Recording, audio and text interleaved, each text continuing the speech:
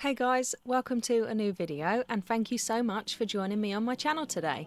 So I was just recently sent this 24 tube set of MeiLiang paints, watercolours from the company called Lightwish, and they asked me to review them and send them some feedback, and I thought it might be nice to go a little bit further with these paints in this video, try them out and some watercolour techniques with them, and let you know what I think. But the main question on my mind today is it worth buying a larger set of cheaper watercolours or buying a much smaller set of higher quality watercolours? So this is something that's been on my mind, and I thought I could just explore that question a little bit more in this video.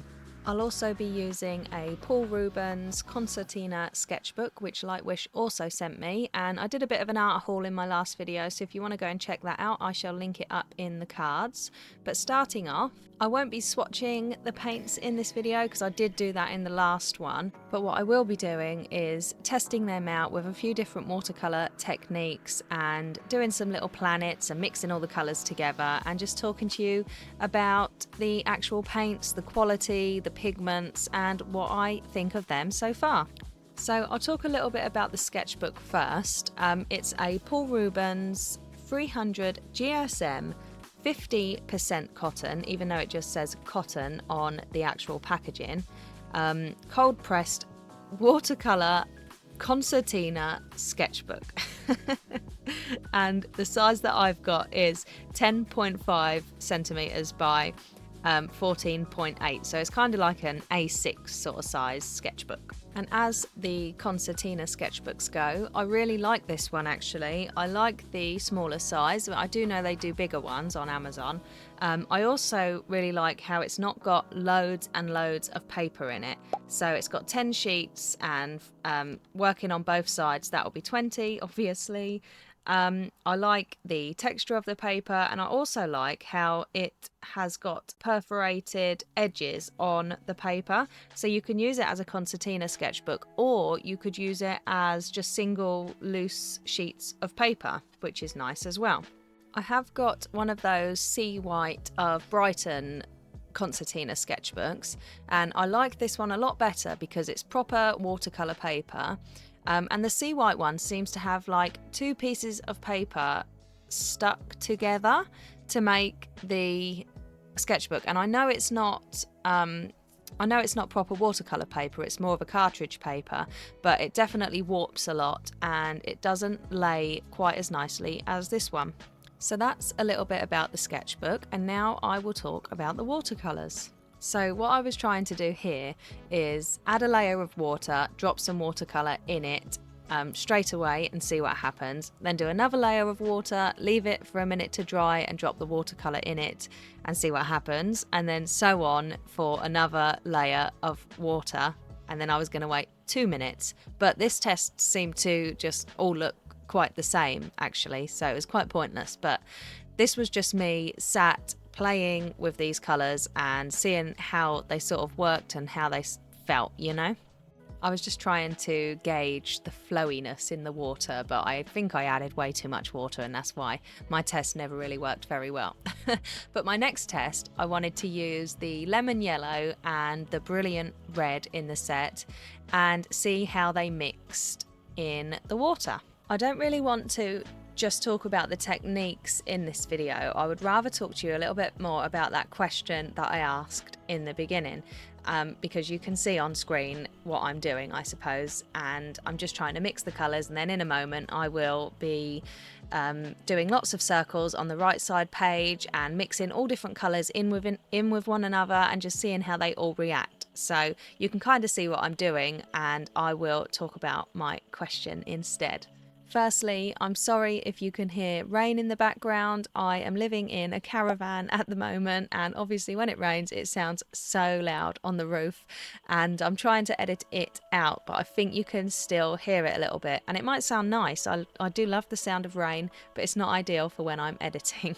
So the question: is it worth buying a much larger set of cheaper student quality watercolours, or buying a much smaller set of much higher quality watercolours for the same price. So I think you can get these watercolours for around £25, $26, something like that.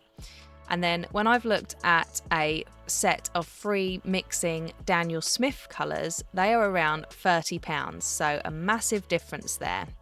The reason I'm even asking this question is because I've always been in the boat of higher quality art materials, but a smaller set so you can learn how to mix and things like that, until I tried the Kuretake Gansai Tambi watercolours and until I've been playing with colour palettes to create my art.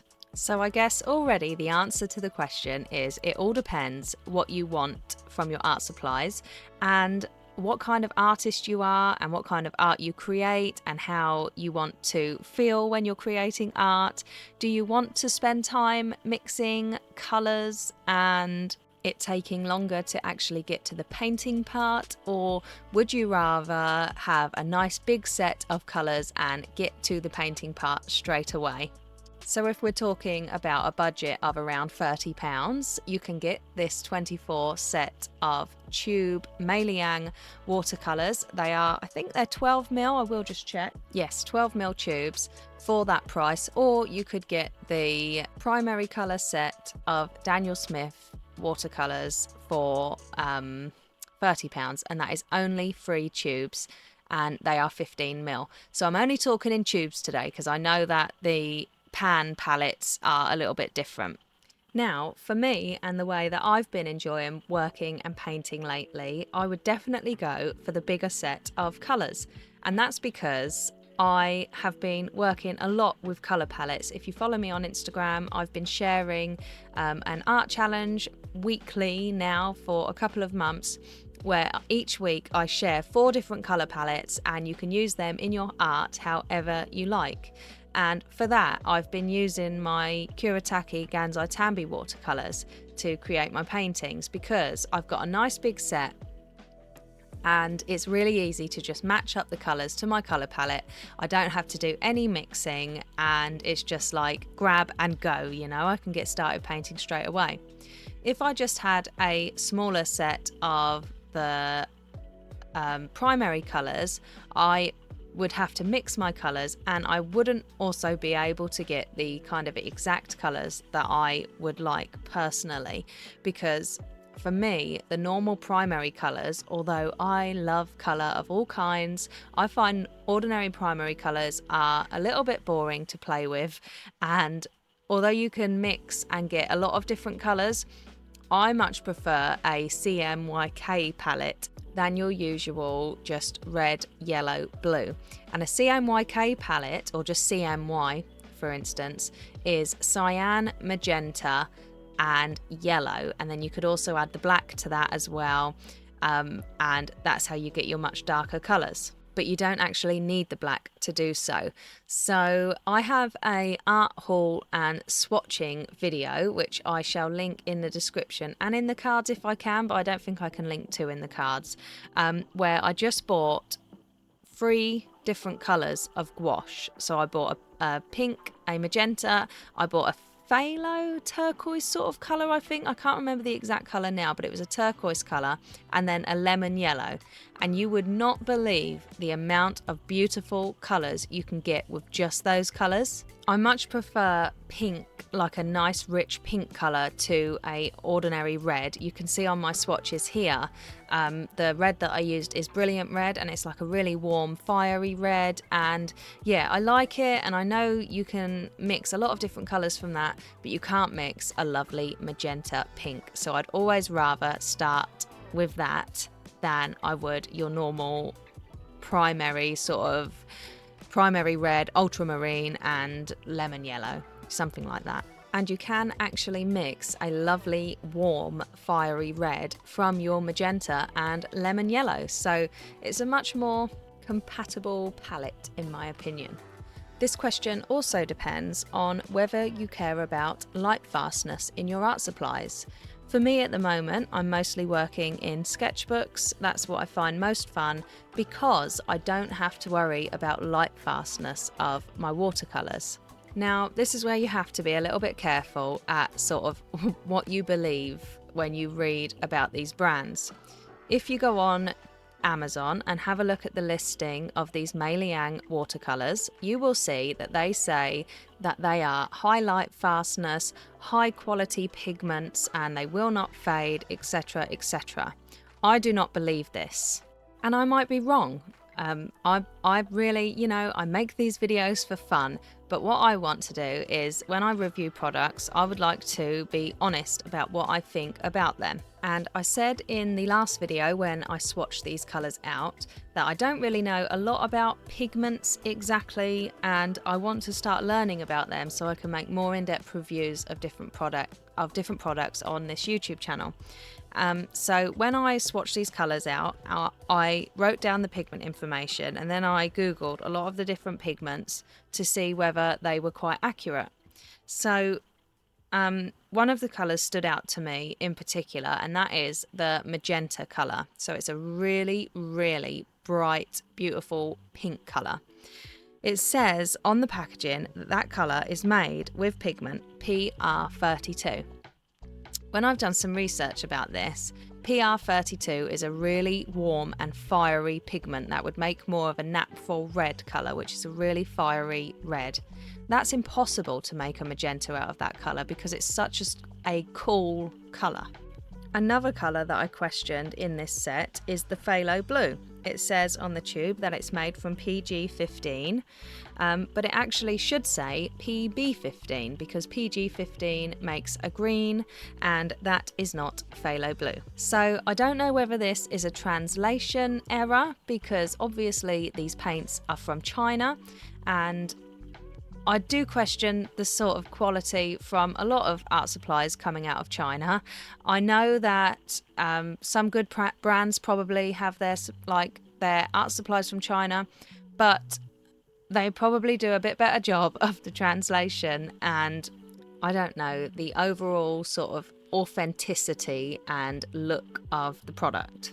So when I realised that the pigment information seemed a little bit off, I thought I would just not take notice of anything that it says on the packaging at all and just use the paints and see what I thought of the paints and how they worked rather than listening to anything that I'm reading on the packet. And here are my thoughts. I think that these paints flow really, really nicely on the paper. I absolutely love how vibrant they are. I think the vibrancy is probably quite hard to beat, to be honest. They feel very, very similar to the Japanese Gansai paints. They mix really nicely. Some of the colours are very nicely granulating. The ultramarine blue, for instance, the cobalt blue, burnt umber, raw umber, Payne's grey and ivory black are all really nice granulating colours. The overall colour selection in this 24 set is really lovely. I especially love the burnt sienna colour, the blue lake colour, magenta, and also this really nice pale rose blush as well. That's a really nice colour, and that is quite a pastel-y sort of peach tone. So there's a really nice selection of colours. I also like the packaging. So these paints are in this really nice checked fun box, and the tubes are all checked as well, and I think they look really nice. My question to Lightwish was why Hitoto? The paints say Hitoto on the box if they are MeiLiang, and they come back with it's just the name of this set. So they're still MeiLiang paints, but that the name of the actual set is Hitoto. I've heard in a lot of YouTube videos that MeiLiang paints are a really good student quality watercolour, and I think they are just that, really. If you want to have a bit of fun with colour and experiment with lots of different colours and also mixing, because you can mix these paints really nicely.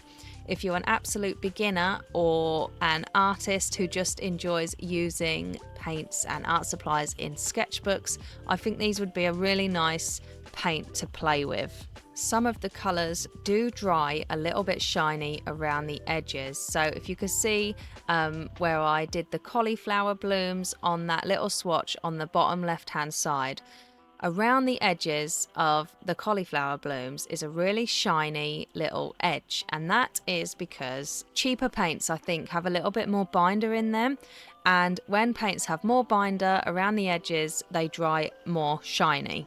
So that's the reason for that. My Kuretake paints also do the same thing, and I know that a lot of those colours are not light fast, but I still really love them. So for me, although I do love my really beautiful high quality Daniel Smith colours that I do have, I would be much more hesitant to use them and play with them and practice with them as much as I would do with these paints. I love that they are a 12mm tube. I can use them and practice with my watercolours without feeling like I'm wasting my really expensive paints. The difference in price is absolutely massive, but also the difference in quality is quite massive, so do be aware of that. I am going to do a comparison review with these cheaper watercolours compared to my White Nights watercolours, and also perhaps some of my Daniel Smith colours as well.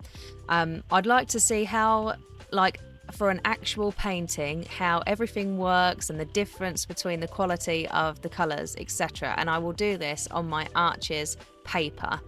So I think that'll be a lot of fun. I'm not sure when that video will be coming, but I'm looking forward to doing it. I might even record it today, perhaps. I think that I'm really looking forward to trying that out and to see the difference. But if you are interested in these paints, then Lightwish have informed me that they will be doing a Prime Day sale on the 8th and 9th. So this video will be out on the 7th. And so you can go and check that out if you'd like, not only on the paints but also on the sketchbook as well. So if you want to check that out, I will put links in the description. And yeah, I think that might be it for today's video. I love the little planets that I created here. It's so much fun to just see how the paints interact with one another and how they mix and sort of blend. Like I said, they definitely remind me of the Kuretake colours a lot, so that is a win for me because I love my Kuretake colours. Or Gansai Tambi, I should probably say, because other brands do those paints. Anyway, thanks so much for hanging out with me today. I'd love your answer to this question as well. So if you've made it to the end, let me know in the comments. Do you prefer a larger set of more colours but cheaper, lesser quality, or do you prefer a much smaller set of high quality watercolours to mix yourself? Thank you so much, guys. Don't forget to like this video and subscribe. I shall see you in the next one. Bye.